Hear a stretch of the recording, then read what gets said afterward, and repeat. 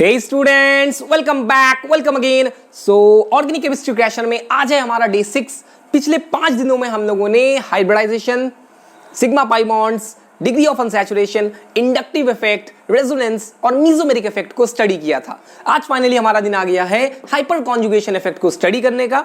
और इसके नाम कई सारे हैं, जैसे कि हाइपर कॉन्जुगेशन जो है वो तो सबसे कॉमन नेम है। उसके अलावा आप इसका नाम कहीं ना कहीं लिखा पाएंगे। एक नाम होता है बेकर-नाथन इफेक्ट। उसके अलावा इसको एक और नाम से बदनाम किया गया, that is sigma pi conjugation. एक आखिरी नाम जो आपको कहीं ना कहीं दिख जाएगा वो होता है नो बॉन्ड रेजोनेंस। तो पहला सवाल तो यही है कि भाई साहब इसके कितने सारे नाम हैं। तो नाम ही आपसे पूछे जा सकते हैं, डेफिनेशन और कंडीशंस पे तो अभी रुक के आते हैं। उसके अलावा कुछ राइटर्स इसको लो ग्रेड रेजोनेंस भी कहते हैं। क्या? Low grade resonance. और अगर आपने रेजोनेंस वाली वीडियो नहीं देखी है तो डिस्क्रिप्शन में देखो, आपको जरूर पसंद आएगी। अब बात आती है कि ये होता क्या है और इससे हमारे ऑर्गेनिक कंपाउंड्स में हमें क्या क्या इफेक्ट्स देखने को मिलेंगे। अगर हाइपर कॉन्जुगेशन के बारे में बात करी जाए तो डेफिनेशन मैं आपको बाद में बताऊंगा, पहले मैं आपको बताता हूं इसकी कंडीशंस। ये कहां पे आप ऑब्जर्व करोगे। सबसे पहले अगर आपके पास कोई अनसैचुरेटेड सिस्टम है ऐसा, और उससे एक sp3 हाइब्रिडाइज्ड कार्बन है ऐसे, वो हाइब्रिडाइजेशन वाली वीडियो में आपको मैंने सब सिखाया है, और उस sp3 हाइब्रिडाइज्ड कार्बन के पास कम से कम एक हाइड्रोजन है, तो आप कह सकते हो कि भाई साहब यहां पे हाइपर कॉन्जुगेशन इफेक्ट हो सकता है, या फिर बेकर-नाथन इफेक्ट, या बचे कुछ जितने नाम हैं उनमें से कोई सा एक इफेक्ट है। उसके अलावा दूसरी कंडीशन ये है कि अगर आपके पास कोई बेंजीन जैसा सिस्टम है, जैसे यही कंसीडर कर लेते हैं एक बेंजीन, और इससे एक कार्बन अटैच है जो कि sp3 है, और उससे एटलीस्ट एक हाइड्रोजन है हमारे पास, तो भी हम कहेंगे भाई साहब यहां पे हाइपर कॉन्जुगेशन की पॉसिबिलिटी है। लास्ट हमारे पास जो इसकी वैरायटी होती है वो ये होती है कि हमारे पास एक कार्बोकैटायन है, ऐसे कंसीडर करते हैं ये वाला। तो यहां पे अगर आप देखोगे तो ये sp3 है और यहां पे हाइड्रोजन की अवेलेबिलिटी है, ये वाला sp2 है, सही बात। तो यहां पर भी हाइपर कॉन्जुगेशन पॉसिबल है।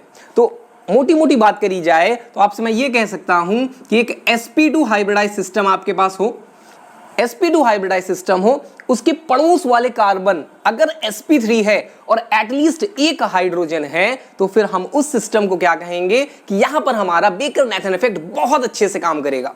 अब अगर बात करी जाए इस हाइड्रोजन की, तो बच्चों इस हाइड्रोजन को कहा जाएगा अल्फा हाइड्रोजन, क्योंकि भाई साहब ये जो डबल बॉन्ड है इसके पड़ोस वाला कार्बन अल्फा कार्बन है, उसके साथ जितनी भी हाइड्रोजन बेटियां हैं वो क्या हैं? अल्फा हाइड्रोजन से।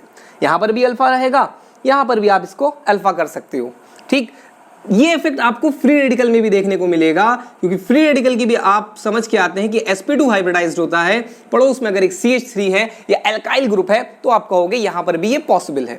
तो ओवरऑल आपको 4 सिस्टम देखने को मिलेंगे जहां पे हाइपर कॉन्जुगेशन होता है। कंडीशन बड़ी सिंपल सी है, sp2 और sp3 हाइब्रिडाइज्ड कार्बन हमारे पास अल्टरनेट फैशन में होने चाहिए, और उसके साथ अल्फा हाइड्रोजन की प्रेजेंस होनी चाहिए। तो ये तो बात हो गई हमारी कंडीशंस की कि कहां पर होगा कहां पर नहीं होगा। जरा से एक क्विक रिव्यू कर लेते हैं कि आपको ये बात मेरी समझ में आई कि नहीं आई। तो जरा आप मुझे ये बताइए कि इनमें से कौन से वाले कंपाउंड्स हमें हाइपर कॉन्जुगेशन शो करेंगे। For example, hyper conjugation is possible in, तो एक सवाल आपसे पूछ रहे हैं, जैसे कि मैं आपसे कहूं ये CH2 पहला, नेक्स्ट मैं आपसे कहूं कि मेरे पास है CH3 CH3 with a plus, ठीक।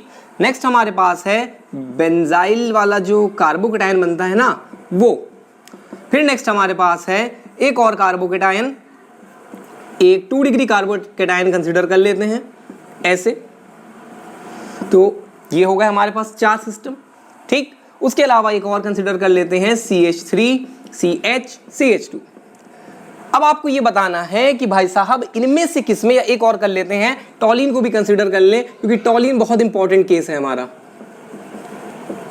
आपको ये बताना है कौन से वाले में हाइपर कॉन्जुगेशन होने वाला है और कौन से वाले में हाइपर कॉन्जुगेशन पॉसिबल नहीं है। तो आपको कंडीशन बता दी है, अब रंग बदलेंगे। अगर आप यहां पे देखोगे तो ये एक अनसैचुरेटेड सिस्टम है, मैंने आपसे कहा था कि अनसैचुरेटेड सिस्टम के पड़ोस में कार्बन होना चाहिए, तो इसके पड़ोस में कोई कार्बन नहीं है, कोई नियर बाय कार्बन नहीं है, यहां पे हाइपर कॉन्जुगेशन पॉसिबल नहीं हो सकती। फिर उसके बाद बात आती है कि ये हमारा कार्बोकेटायन जो है ये sp2 हाइब्रिडाइज्ड है, आप चेक कर लीजिए, कोई मसला नहीं है। यही हमारा कार्बन अंडर ऑब्जर्वेशन है, पड़ोस में देखिए इधर कार्बन, पड़ोस में इधर कार्बन, और इस कार्बन की बेटियां यहां पे 3 अल्फा हाइड्रोजन्स, और इस कार्बन की बेटियां दैट इज 3 अल्फा हाइड्रोजन्स। पता चला 6 अल्फा हाइड्रोजन्स पॉसिबल हैं, तो यानी कि जहां पर अल्फा हाइड्रोजन मिल गए वहां पे हाइपर कॉन्जुगेशन हो गया, तो इसमें पॉसिबल है सेकंड वाले में। यहां पर बात करी जाए तो फिर पड़ोसी कार्बन कौन सा है बच्चों, ध्यान लगाइए, ये मैंने अल्टरनेट रेजोनेंस वाले बॉन्ड दिखा दिए, पड़ोसी कार्बन ये वाला है, ये देखिए आप ऐसे, क्या इसके पास हाइड्रोजन्स हैं? यहां पे पड़ोसी कार्बन तो है भाई साहब, ये मेरा sp2 हाइब्रिडाइज्ड कार्बन है, या मैं कह सकता हूं ये कार्बन अंडर ऑब्जर्वेशन है, इसके पड़ोस वाले कार्बन पे हाइड्रोजन नहीं है, तो फिर हाइपर कॉन्जुगेशन नहीं हो सकता। बड़ा सिंपल है, डबल बॉन्ड हो या पॉजिटिव चार्ज या आपका फ्री रेडिकल, उसके पड़ोस वाले कार्बन पे आप अल्फा हाइड्रोजन चेक कर लीजिए। नेक्स्ट हमारे पास अगर आप इसकी बात करेंगे तो फिर इधर तो कोई अल्फा हाइड्रोजन नहीं है, ठीक, क्योंकि यहां पे तो आपको यही वाली कंडीशन दिख जाएगी। यहां पे अगर आप चेक करोगे तो फिर 1 2 3 1 हाइड्रोजन है, तो आपको टोटल 1 अल्फा हाइड्रोजन मिल जाएगा, ठीक। तो फिर आप कहेंगे कि सर इसमें हाइपर कॉन्जुगेशन पॉसिबल है। यहां पे अगर बात करी जाए तो ये हमारा अंडर ऑब्जर्वेशन सिस्टम है sp2। यहां पे अगर आप देखोगे तो ये sp3 है, 3 अल्फा हाइड्रोजन्स हो जाएंगे पड़ोस में, तो फिर हाइपर कॉन्जुगेशन पॉसिबल है। अगर टॉलीन की बात करी जाए, बहुत इंपॉर्टेंट केस है, इसमें भी अगर आप सही से देखेंगे तो फिर आप इसको उल्टा ऑब्जर्व कर लीजिए। उल्टा कैसे हम लोग इसको ऑब्जर्व कर लें, अगर आप इस डबल बॉन्ड को कंसीडर कर रहे हैं, ये वाले बॉन्ड को मैं कार्बन दिखा रहा हूं आपको ऐसे, तो क्या इसके पड़ोस में ये जो कार्बन है ये नियर बाय कार्बन हो गया, और ये आपको 3 अल्फा हाइड्रोजन्स मिल गए, बिल्कुल पॉसिबल है, यहां पर भी हाइपर कॉन्जुगेशन होगा। बहुत से बच्चे कंफ्यूज रहते हैं कि आपके टॉलीन में हाइपर कॉन्जुगेशन पॉसिबल नहीं है, बिल्कुल पॉसिबल है, बहुत अच्छे से पॉसिबल है। तो ये आपका हो गया, कहां पे होगा, क्या कंडीशंस होंगी। अब ये होता क्या है, तो आप इसका स्क्रीनशॉट लो तो मैं आपको समझाऊं कि ये होता क्या है, ठीक। तो इसको हटाते हैं।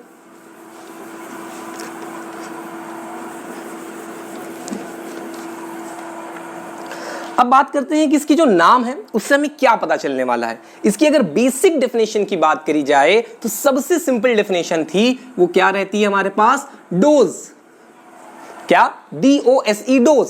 उधर आपको रेजोनेंस वाली वीडियो में बताया था dope, delocalisation of pi electrons. यहां पे हम थोड़ा सा बदल रहे हैं अपनी बात को, ये हो जाएगा डीलोकलाइजेशन ऑफ सिग्मा इलेक्ट्रॉन्स। किसकी बात होने जा रही है, सिग्मा इलेक्ट्रॉन्स की बात हो रही है कि सिग्मा इलेक्ट्रॉन्स डीलोकलाइज होंगे। तो कहां डीलोकलाइज होंगे, ये डीलोकलाइज हो जाते हैं पड़ोस वाली p ऑर्बिटल में, और वो वाली ऑर्बिटल में जाएंगे जहां पे जगह होगी। कहने का मकसद ये है कि पड़ोस वाली एम्प्टी p ऑर्बिटल्स में जब सिग्मा इलेक्ट्रॉन्स डीलोकलाइज होते हैं, कुछ देर के लिए चले जाते हैं और फिर वापस आ जाते हैं, तो इस फिनोमिना को क्या कहा जाता है, हाइपर कॉन्जुगेशन कहा जाता है। एक डेफिनेशन तो हमारे पास ये है। तो अगर आप इसको कंसीडर करो कि मेरे पास ये कार्बोकेटायन है, कार्बोकेटायन में पहले देखो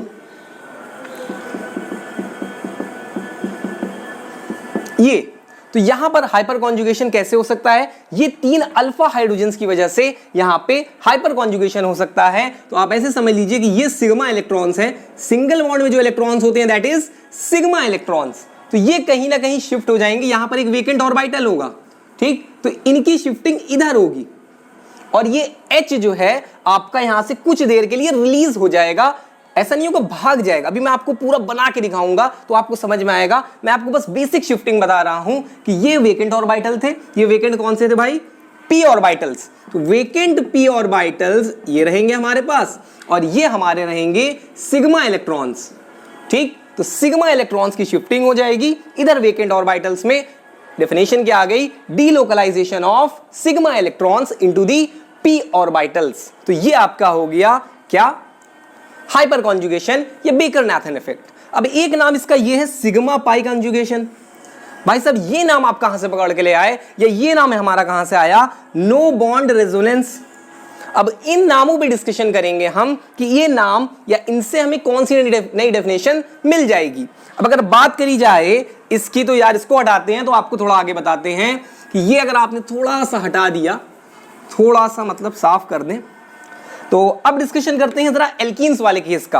अगर एल्कीन की बात करी जाए तो मान लेते हैं हमारे पास ये एल्कीन है, ये इसके ऑर्बिटल्स हैं, ठीक, और इसके पड़ोस में यहां कहीं पे एक CH3 ऐसे लगा हुआ है, ठीक। अब ये जो हमारे सिग्मा इलेक्ट्रॉन्स हैं, पहले तो एल्कीन में हमारे पास पाई बॉन्ड होता है, तो रेड कलर कहा गया मेरा, ये मैंने आपको यहाँ पे parallel overlap sorry sideways overlap दिखा दिया। ये भी सिग्मा पाई वाली वीडियो में आपको बताया था, डे 1 में आई थिंक बताया था, तो जरा उधर एक बार जाके आप चेक कर सकते हो। यहाँ पे पाई बॉन्ड बन गया है, ठीक। तो यहाँ पे इसके पास आप कह सकते हैं पाई ऑर्बिटल हैं या एंटी बॉन्डिंग पाई ऑर्बिटल हैं। अब ये जो सिग्मा इलेक्ट्रॉन्स हैं भाई साहब, ये इधर अगर आ जाएं, किसी वजह से इधर शिफ्ट हो जाएंगे, तो फिर आप कहोगे कौन सी वाली कॉन्जुगेशन हो गई? Sigma pi conjugation. सिग्मा से पाई ऑर्बिटल्स में, एंटी बॉन्डिंग पाई ऑर्बिटल्स में इलेक्ट्रॉन का शिफ्ट होना क्या कहलाता है? सिग्मा पाई कॉन्जुगेशन या हाइपर कॉन्जुगेशन। तो ये एल्कीन्स के रिस्पेक्ट में ये नाम आया, और एल्केन्स के रिस्पेक्ट में आपको कहीं ना कहीं हाइपर कॉन्जुगेशन, सॉरी एल्केन्स कह रहा हूं मैं, कार्बोकेटाइन या फ्री रेडिकल के रिस्पेक्ट में आपको ये वाला नाम, या सारे ही आप अप्लाई कर सकते हो, लेकिन ये वाला स्पेसिफिकली आपका जो अनसैचुरेटेड सिस्टम है, एल्कीन्स है, उसके लिए रखा गया, ठीक। अब अगर इसको आप मैं करके दिखाऊं कि कैसे हो रहा है ये तो एक ऑर्बिटल डायग्राम हो गया कि सिग्मा इधर थे और पाई इधर थे, ये मैंने इसकी शिफ्टिंग करा दी। अब ये शिफ्टिंग होने से हमें मिलने क्या वाला है, ध्यान लगाइएगा। अब इसको भी थोड़ा सा हटाएंगे तो आपको बताएंगे, इसको पूरा हटाते हैं तो आपको मैं दिखाता हूं होगा क्या इसमें।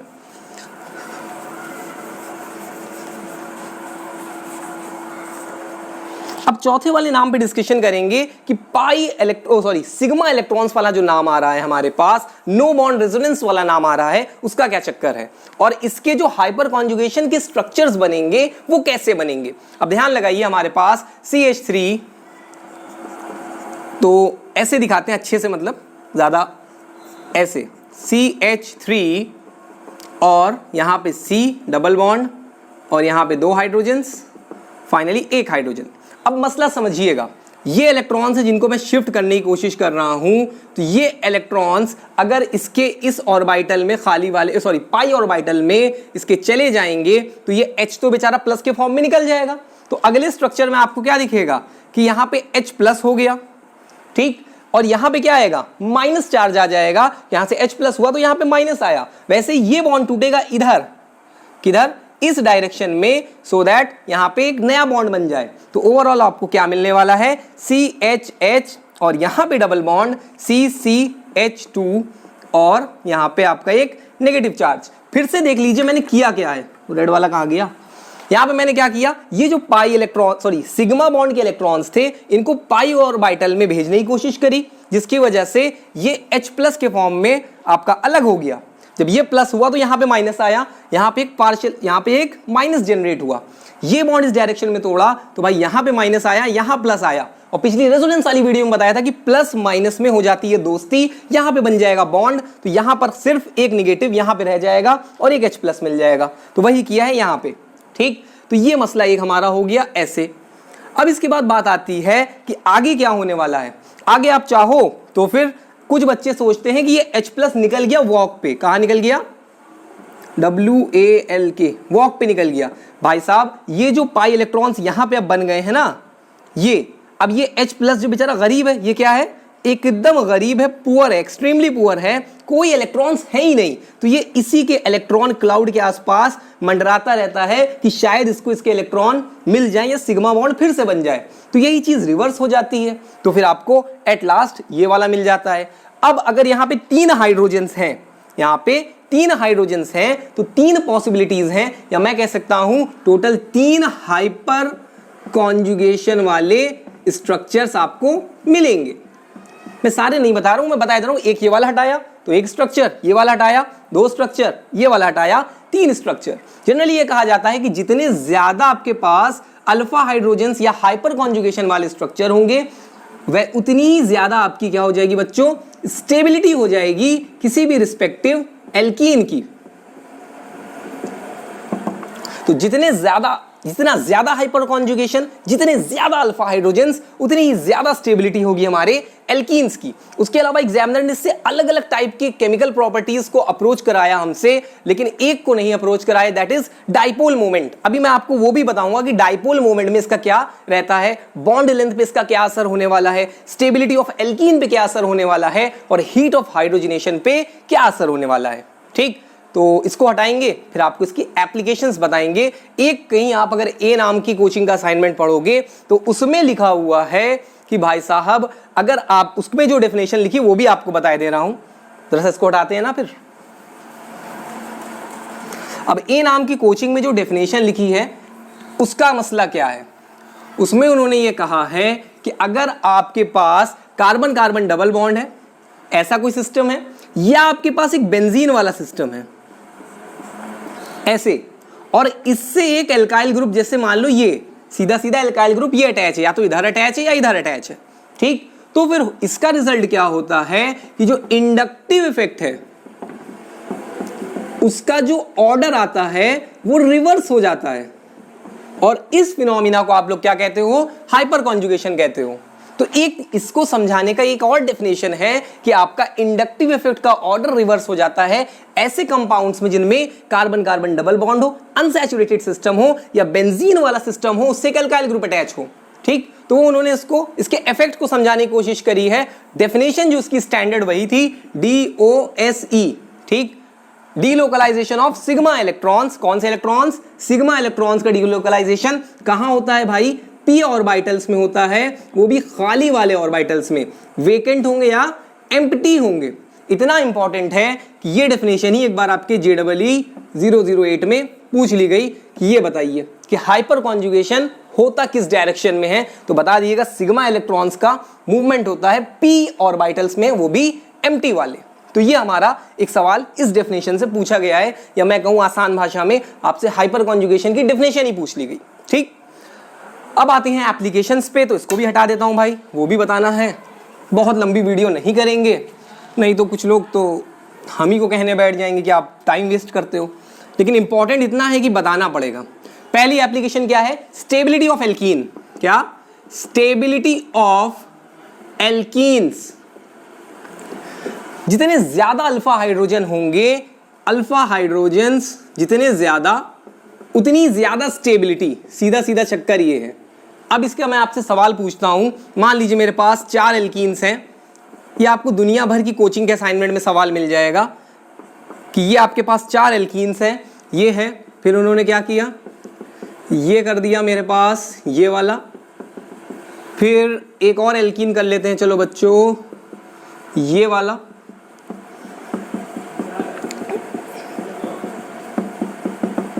और एट लास्ट मेरे पास, चलो ये कर देते हैं शॉर्टकट में, ये है, नंबरिंग कर देते हैं, ये नंबर 1 है, ये नंबर 2 है, नंबर 3 है, और नंबर 4 है।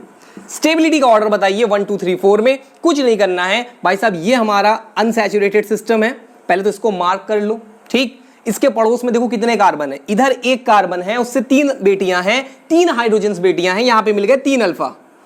ये वाले डबल बॉन्डेड कार्बन से एक ये कार्बन अटैच है जिसके पास 3 हाइड्रोजन बेटियां हैं, अगेन 3 अल्फा।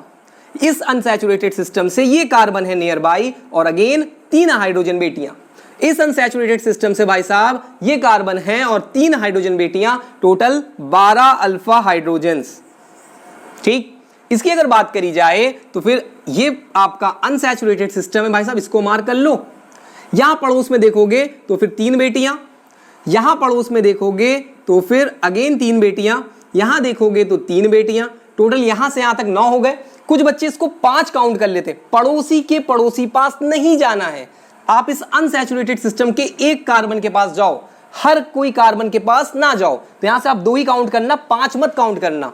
तो फिर 3 6 9 2 11 अल्फा। ठीक बात। इसकी बात करी जाए तो फिर अगर ये अनसैचुरेटेड सिस्टम है तो यहां पर पड़ोसी और ये 3 अल्फा, खत्म कहानी। इसकी बात करी जाए तो ये अनसैचुरेटेड सिस्टम है, ये पड़ोसी और ये पड़ोसी, टोटल 9 अल्फा। ठीक, अनसैचुरेटेड सिस्टम से डायरेक्टली जो हाइड्रोजन अटैच है वो हाइपर कॉन्जुगेशन में काउंट नहीं किया जाएगा। इसको छोड़ दिया भाई साहब, इसको भी छोड़ दिया, ठीक, तो डबल बॉन्ड से जो डायरेक्टली अटैच है हाइड्रोजन उसकी बात नहीं करेंगे, पड़ोस वाले कार्बन की जो हाइड्रोजन बेटियां हैं वही अल्फा हाइड्रोजन हैं। 12, 11, 9 और 3 स्टेबिलिटी का ऑर्डर क्या हो जाएगा, 1 देन 2 देन 3 देन 4। जितने ज्यादा अल्फा हाइड्रोजन्स उतनी ज्यादा स्टेबिलिटी। तो एक बात तो ये हो गई, देखो थोड़ा गंदा गंदा बताया लेकिन लिख लेना इसको अच्छे से।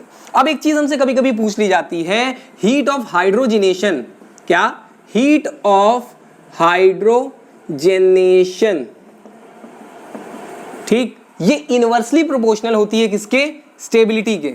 ये क्या होती है, इनवर्सली प्रोपोर्शनल टू स्टेबिलिटी, यानी जितनी ज्यादा स्टेबिलिटी उतनी कम हीट ऑफ हाइड्रोजनेशन। तो अगर हीट ऑफ हाइड्रोजनेशन का ऑर्डर पूछा जाए तो स्टेबिलिटी का ऑर्डर ये है, तो हीट ऑफ हाइड्रोजनेशन, HOH लिख रहे हैं, वाटर नहीं है ये, हीट ऑफ हाइड्रोजनेशन, इसका ऑर्डर क्या हो जाएगा, 4 की सबसे ज्यादा, देन 3 देन 2 देन 1। ठीक, तो अगर हीट ऑफ हाइड्रोजनेशन का सवाल आपके पास कभी दिखता है तो डरिएगा नहीं, बस आप इसकी स्टेबिलिटी चेक कर लीजिए हाइपर कॉन्जुगेशन से एल्कीन की, उसके बाद आप इसको रिवर्स कर दीजिए। एक बात ये आती है कि ये नो बॉन्ड रेजोनेंस आपसे मैं कह रहा हूं कि लो ग्रेड रेजोनेंस है, जरा नो बॉन्ड रेजोनेंस पे भी चर्चा करनी रह गई है कि फॉर एग्जांपल इसको हटाता हूं मैं, अभी जो पीछे बताया था वहां पे आपको मैंने बताया नहीं या दिखाया नहीं कि नो बॉन्ड रेजोनेंस का मकसद क्या है। तो अब अगर आप इधर देखोगे कि मेरे पास ये सिस्टम है CH2 CH CH3, तो हाइपर कॉन्जुगेशन वाला जो स्ट्रक्चर आप बनाने की कोशिश करोगे वो ऐसे बनाओगे, CH2 CH double bond CH2 और ये H प्लस, यहाँ पे माइनस आ गया।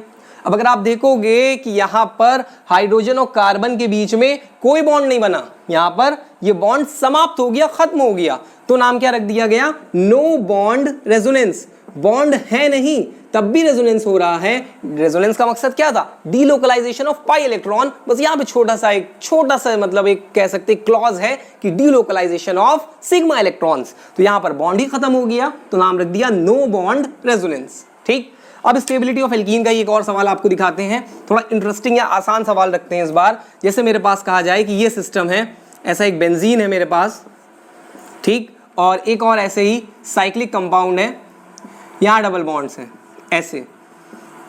ये बताइए दोनों में ज्यादा स्टेबल कौन है, ये 1 है ये 2 है, which one is highly stable, more stable system कौन सा है। अगर आप इधर देख रहे, सॉरी थोड़ा सा बढ़ा देते हैं यार, मतलब सिंपल लग रहा है बहुत, एक इधर लगाओ, एक इधर लगाओ और एक मैं कहता हूं इधर लगाओ।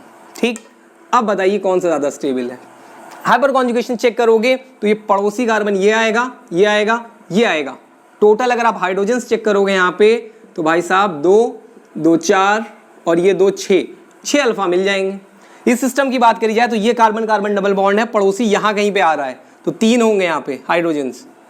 ठीक, और यहाँ पर भी 3 ही हाइड्रोजन्स होंगे, यहाँ पर भी 3 हाइड्रोजन्स होंगे, टोटल 9 अल्फा हो जाएंगे। कुछ नहीं करना है, आप बता दीजिए 1 is more stable then 2 because more number of alpha hydrogens. अगर हीट ऑफ हाइड्रोजनेशन की बात करी जाए तो ऑर्डर रिवर्स हो जाएगा, 2 has more heat of hydrogenation in comparison to 1। तो एक बात तो ये हो गई हमारी। एक सवाल और आपको दिखाते हैं, तो इससे आपको थोड़ा जो लो ग्रेड रेजोनेंस बोला है ना उसका कंसेप्ट सीख लोगे। तो इसको हटाते हैं जल्दी से। अब बात ये आती है कि मैंने इसका नाम एक आपको बताया था लो ग्रेड रेजोनेंस, उसका क्या मकसद है या उससे रेजोनेंस का क्या लेना देना। तो पहले तो स्ट्रक्चर बनाता हूं मैं, 1 2 3 4 5 6 7 8 कर लेते हैं। ठीक, अब बॉन्डिंग करी जाए अगर तो double single double double single double, एक एल्कीन मेरे पास भाई ये है। ठीक, इसी के एनालॉगस दूसरा बनाते हैं, 1 2 3 4 5 6 1 2 3 4 5 6 7 8। ठीक, अब इस बार क्या करेंगे, डबल सिंगल डबल और फिर क्या करेंगे, डबल सिंगल सिंगल और फिर डबल। ठीक, एक तो मैंने ये कांड कर दिया इसमें। ठीक, फिर उसके बाद बात आती है कि तीसरा ऐसे ही बना रहे हैं सेम टू सेम, ऐसे 1 2 3 4 5 6 7 8। इसमें क्या करने जा रहे हैं कि यहाँ डबल बॉन्ड, यहाँ पे डबल बॉन्ड सिंगल और एक यहाँ पे डबल बॉन्ड। अब आपको जज करनी है, ये 1 है, ये 2 है और ये 3 है। जरा स्टेबिलिटी जज करके बताइए भाई साहब कौन ज्यादा स्टेबल होगी एल्कीन, कौन सी कम होगी। अच्छा सवाल, अगर आपकी अप्रोच कॉम्पिटिटिव है। ध्यान लगाइए, ये डबल बॉन्ड है, पड़ोसी किधर मिला, इधर मिला, इधर वाले पड़ोसी को नहीं कंसीडर करेंगे क्योंकि ये खुद डबल बॉन्डेड है। ठीक, तो इधर मिला यहाँ पे 2 हाइड्रोजन, यहाँ से कितने मिले 2 अल्फा। उसके बाद बात करी जाए तो ये डबल बॉन्डेड सिस्टम है और ये भी डबल बॉन्डेड सिस्टम है, कोई पड़ोसी नहीं मिलेगा, सिर्फ ये पड़ोसी मिलेगा जहां पे 3 अल्फा होंगे। टोटल कितने हो गए 5 अल्फा, ठीक, 2 इधर से 3 इधर से 5 हो गए। यहां पर डबल बॉन्ड के पड़ोस में ये था, यहां पर डबल बॉन्ड के पड़ोस में ये था। इस डबल बॉन्ड के जस्ट पड़ोस वाले जो कार्बन थे वो डबल बॉन्ड्स थे ही, इसलिए हमने उनको अल्फा हाइड्रोजन में कंसीडर नहीं किया, क्योंकि अभी आपको बताया sp3 हाइब्रिडाइज्ड होना चाहिए कार्बन, जिससे आप हाइड्रोजन काउंट कर रहे हो, जिसके अल्फा लेना चाह रहे हो। अगर वो sp2 है तो फिर भूल जाओ, ठीक। यहां पे बात करी जाए तो डबल बॉन्ड है, यहां पे डबल बॉन्ड है, कुछ नहीं देखना है, एक ये निकल के आएगा, एक ये निकल के आएगा, यहां पे 3 है, यहां पे 2 हैं। अब तो टाई ब्रेकर हो गया भाई साहब, ये भी 5 अल्फा, ये 5 ये 5। फिर नेक्स्ट हमारे पास सवाल ये उठता है कि भाई साहब अब हमारे पास क्या है, ये वाला है। तो अगर इसकी बात करी जाए तो कह सकते हैं यहां पर 2 अल्फा और यहां पर भी 2 अल्फा, ठीक। तो यहां पर टोटल आपको कितने मिल गए बच्चों, 4 अल्फा मिल गए, ठीक। अगर एक मसला बताऊं मैं आपको तो सही तो किया है यार, double single double, double single single double, ठीक। अब आपको ये बताना है स्टेबिलिटी का ऑर्डर क्या है। तो सेकंड इसमें जिसमें 4 अल्फा, ये तो सबसे पीछे फेंक दो, ये तो हो गया थर्ड सबसे पीछे।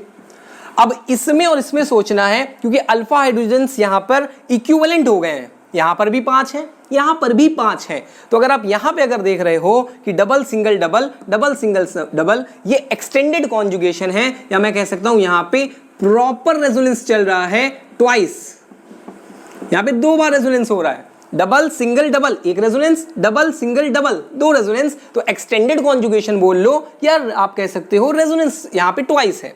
इसकी बात करी जाए तो डबल सिंगल डबल 1 रेजोनेंस तो ये हो गया, ठीक। उसके बाद डबल सिंगल सिंगल आ गया, यहां पे एक्सटेंडेड रेजोनेंस नहीं है, रेजोनेंस वाली वीडियो में अच्छे से बताया था, तो यहां पे सिर्फ 1 बार रेजोनेंस हो रहा है, ठीक। इस सिस्टम की बात की जाए तो double single single, double single single, यहां पे कोई भी रेजोनेंस जैसा फिनोमिना नहीं हो रहा है, सिर्फ हाइपर कॉन्जुगेशन है। अगर हाइपर कॉन्जुगेशन और रेजोनेंस को आपको कंपेयर करना है तो रेजोनेंस बहुत ज्यादा स्टेबलाइजिंग फिनोमिना है, हाइपर कॉन्जुगेशन का नाम ही है क्या, लो ग्रेड रेजोनेंस, तो फिर ये बाद में आएगा। यहां पे ट्वाइस रेजोनेंस है, 1 आ जाएगा सबसे आगे, 2 उसके पीछे और 3 इसके पीछे। तो कभी भी अगर आपका हाइपर कॉन्जुगेशन और रेजोनेंस में आपको चूज करना पड़ जाए, ठीक, तो फिर आप किसको चूज करोगे, आप रेजोनेंस को चूज करो, वो एक ज्यादा स्टेबलाइजिंग फिनोमिना है in comparison to hyperconjugation. तो ये बात कर ली मैंने स्टेबिलिटी ऑफ एल्कीन्स की। अब जरा डाइपोल मोमेंट पे चर्चा कर ले, तो इसको हटाएं, आप लोग लिखा लो उसको, तो फिर आगे बताएं। अब डाइपोल मोमेंट आपको आपका फिजिक्स वाला टीचर या इनऑर्गेनिक में केमिकल बॉन्डिंग वाला टीचर पढ़ा के तो भेजता है। डाइपोल मोमेंट कुछ चार्ज से रिलेटेड होता है। तो अगर मैं आपसे कहूं कि मेरे पास फॉर्मल्डिहाइड है ऐसे, और इसी का बड़ा भाई है एसिटल्डिहाइड ऐसे, ठीक, तो डाइपोल मोमेंट किसका ज्यादा होगा, बात हो रही है डाइपोल मोमेंट की। अभी आपने देखा कि जब मैंने हाइपर कॉन्जुगेशन में स्ट्रक्चर बनाया था तो मैंने उस पर चार्ज दिखाया था, जैसे कि ये था नहीं CH2CH3, और इसका मैंने क्या बनाया था स्ट्रक्चर हाइपर कॉन्जुगेशन वाला, CH2CH double bond CH2 with a minus and A H+। तो यहां सिस्टम में चार्ज डेवलप हो गया, जैसे जैसे चार्ज डेवलप होगा वैसे वैसे आपका डाइपोल मोमेंट डेवलप होगा, क्योंकि डाइपोल मोमेंट बेसिकली चार्ज का ही तो मेजर है एक तरीके से। तो फिर आप ये कह सकते हो जहां पे हाइपर कॉन्जुगेशन है, जहां पे अल्फा हाइड्रोजन्स हैं, वहां पे डाइपोल मोमेंट बढ़ जाएगा। जैसे जैसे आपका हाइपर कॉन्जुगेशन का इफेक्ट बढ़ेगा वैसे वैसे डाइपोल मोमेंट भी बढ़ जाएगा।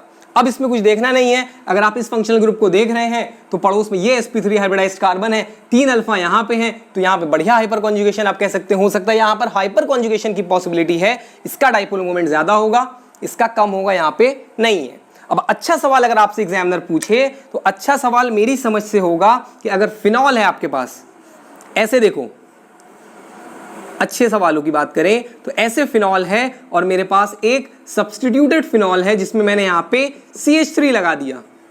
अब आपसे पूछे किसका डाइपोल मोमेंट ज्यादा होगा, तो भाई साहब इसका ज्यादा होगा। यहां पे क्या है, 3 अल्फा हाइड्रोजन है, जैसे जैसे हाइपर कॉन्जुगेशन बढ़ेगा वैसे वैसे हमारा डाइपोल मोमेंट इंक्रीज हो जाएगा। एक यही आर्टिकल है जिसको एग्जामिनर ने एक्सप्लोर नहीं किया अच्छे से, तो मैंने सोचा मैं ही एक्सप्लोर कर दूं, इससे पहले एग्जामिनर आपसे पूछ बैठे। उसके अलावा अगर एक और केस की बात करी जाए कि मान लीजिए आपके पास नाइट्रोबेंजीन है और एक सब्स्टिट्यूटेड नाइट्रोबेंजीन है, ऐसा कुछ है CH3NO2, तो कुछ सोचना नहीं है कि इसका डाइपोल मोमेंट ज्यादा होने वाला है, इसका डाइपोल मोमेंट ज्यादा, इसका कुछ कम होगा। ठीक, तो फिर हाइपर कॉन्जुगेशन हमारे डाइपोल मोमेंट को बच्चों बढ़ा देगा। ठीक, अब तो बस एक ही चीज बतानी है, इसको हटाएं तो वो भी बताएं। अब हमें आपको बताना है एक जेईई का सवाल या एक छोटी सी एप्लीकेशन और है, वो बॉन्ड लेंथ वाली, उसको भी समझ लें तो फिर आपका हाइपर कॉन्जुगेशन कंप्लीट हो जाए। देखिए, इन्होंने कहा कि भाई साहब बॉन्ड लेंथ पे इसका क्या फर्क पड़ेगा। ठीक, बॉन्ड लेंथ की बात करी जाए तो वही केस ले लेते हैं CH2CH3। इस बॉन्ड लेंथ को यार A मान लो और इस बॉन्ड लेंथ को B मान लो।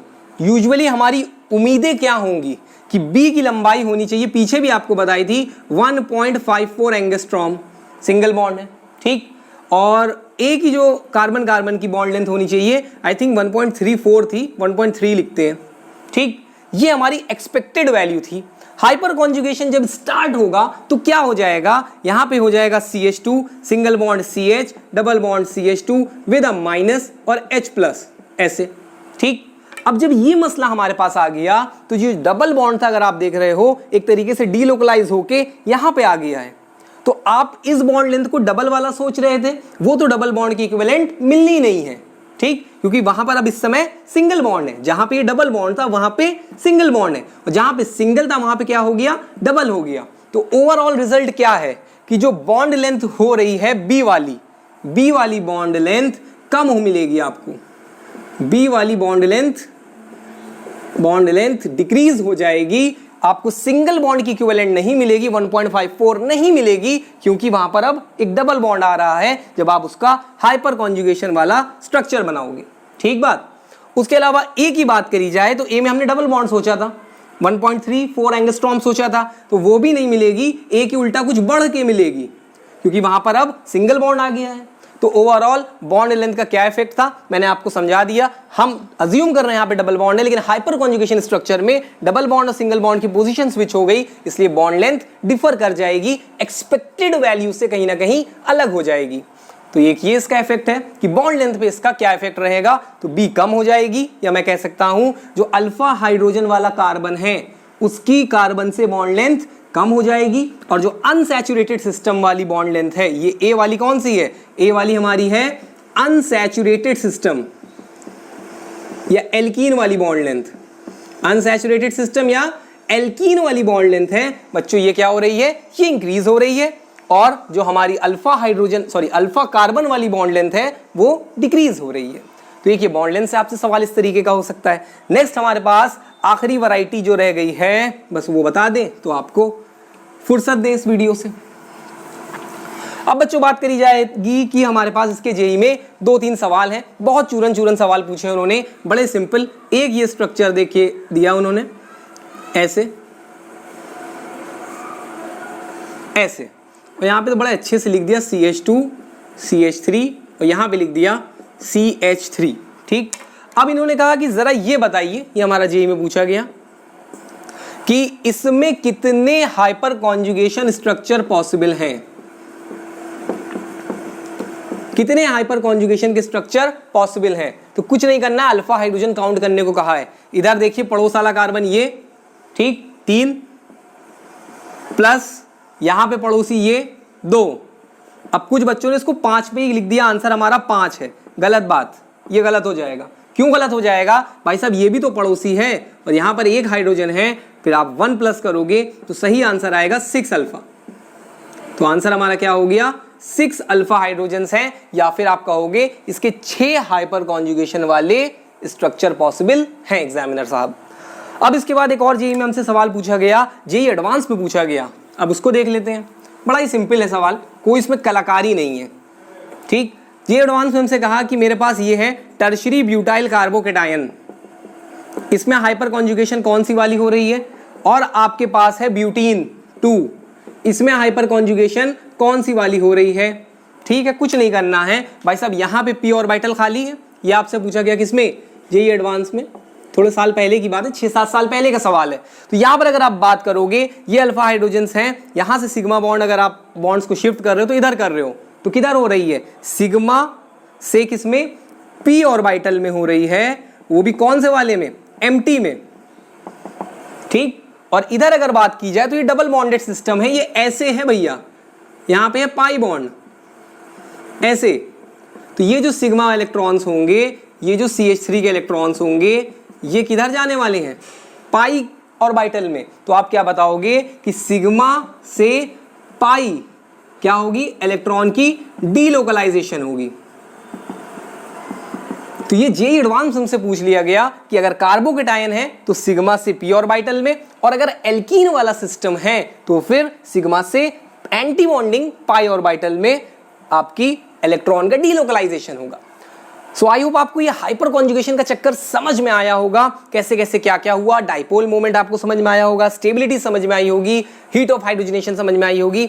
नेक्स्ट वीडियो में हम लोग टाइप्स ऑफ रिएक्शन को डिस्कस करेंगे, या केमिस्ट्री की शुरुआत करेंगे ऑर्गेनिक की, क्लास 12 की या बोर्ड की या कॉम्पिटिटिव अप्रोच रखेंगे, क्योंकि हम आपको ESR, nucleophilic substitution, nucleophilic addition बताएंगे। एक चीज बताना भूल गए यार, आखिरी में जाते जाते देख लो, एक हमसे सवाल पूछ लिया जाता है, कभी पूछा जाता है, या अगर आपने कभी कोई प्रीवियस ईयर के क्वेश्चंस लगाए हो तो आपसे कहते हैं कि जो हमारे पास ये बेंजीन रिंग है और यहाँ पे एक CH3 लगा दो, CF3 CCl3, तो ये जो ग्रुप होता है ये मेटा डायरेक्टिंग होता है इलेक्ट्रोफाइल के लिए। ये इलेक्ट्रोफाइल है और ये कहाँ पे आके अटैच हो जाएगा, ये इस पोजीशन पे आएगा, मेटा पे, ठीक। तो आपसे ये पूछा जा सकता है कि ये CH3 हमारा ये मेटा पे क्यों आया, ऑर्थो पैरा पे क्यों नहीं आया।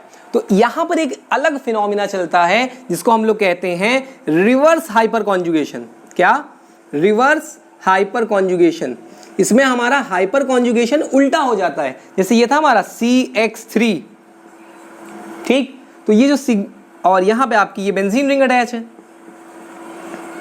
ठीक। तो इस बेंजीन रिंग को यार मैं ऐसे दिखा रहा हूं, तो इधर इलेक्ट्रॉन्स यहां पे आप कर दो, यहां पे क्या आ जाएगा, एक माइनस आ जाएगा, नेक्स्ट वाले में देखना यहां पे प्लस आएगा, ये बॉन्ड टूटेगा किस डायरेक्शन में भाई साहब, इस डायरेक्शन में, ताकि यहां पे एक बॉन्ड आ जाए। तो ओवरऑल आपको देखने को मिलेगा क्या, CX माइनस XX, और रिंग में आपको ओवरऑल यहां पे एक प्लस दिखेगा और ऐसे हो जाएगा। तो हाइपर कॉन्जुगेशन रिवर्स होने लगती है, तो नाम रख दिया गया है रिवर्स हाइपर कॉन्जुगेशन, जिसकी वजह से यहाँ पे ऑर्थो पैरा पे पॉजिटिव चार्ज जनरेट होगा। तो फिर हम क्या कहेंगे बच्चों कि भाई साहब ये हमारा कौन सा वाला है, रिवर्स हाइपर कॉन्जुगेशन है। इसीलिए हमारा CH3 group, CF3 CCl3 group Meta directing होता है इलेक्ट्रोफाइल्स के लिए या इलेक्ट्रोफिलिक सब्स्टिट्यूशन रिएक्शंस के लिए। तो ये एक रिवर्स हाइपर कॉन्जुगेशन का केस था, वो बता दिया। तो आई होप आपको ये समझ आई हो, इसको देख लो, समझ लो और लिख लो अच्छे से, इससे पहले कि आप इसको भूल जाओ। तो मिलते हैं नेक्स्ट क्लिप में, टिल देन पढ़ते रहो और पढ़ते रहो।